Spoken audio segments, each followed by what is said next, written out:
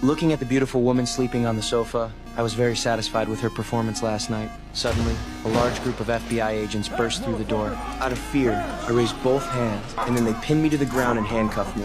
It turned out to be a joint arrest by the FBI and DEA. They searched my house and found large quantities of contraband and cash, and then discovered 2 AK-47s. They told me I would face criminal charges and that no amount of money could secure bail. But I didn't care at all, and gave her a contemptuous smile. Although they sent me to prison, I knew that my father, being a police officer, would soon get me out of there. However, what I didn't expect was that my father actually compromised with the prosecutor for his own interests. Because of my illegal possession of contraband and heavy weapons, I could potentially face life imprisonment. But my father told me not to worry. He had already reached an agreement with the prosecutor. As long as I chose to plead guilty in court, the prosecutor would fight for a 5-year sentence reduction, and if I behaved well in prison, I could be out in 2 years.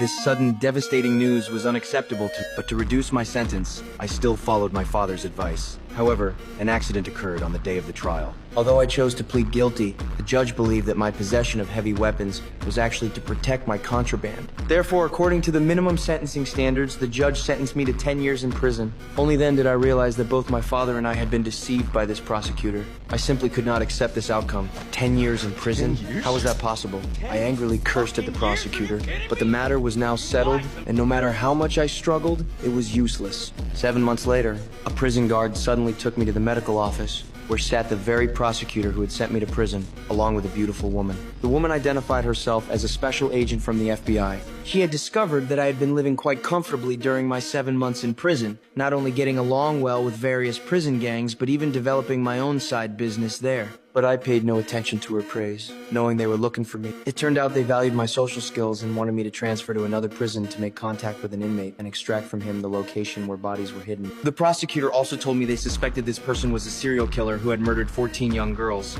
but they had only found one victim's body. To convict this criminal, they needed to find all the remaining bodies. If I could help them solve this serial murder case, they could apply to have my remaining sentence of 9 years and 3 months commuted. Faced with such enormous temptation, I thought for a moment but still refused their proposal, because I had already been deceived by this prosecutor once and didn't know if there were other traps involved. The female agent hoped I would cherish this opportunity and left the killer's file on the table before leaving. The next day during visitation, I told my father about the undercover sentence reduction offer. Unexpectedly, my father directly told me to abandon this idea because that prison housed a group of psychopaths, and he was worried that if I couldn't complete the mission, what awaited me would be endless revenge from the killer.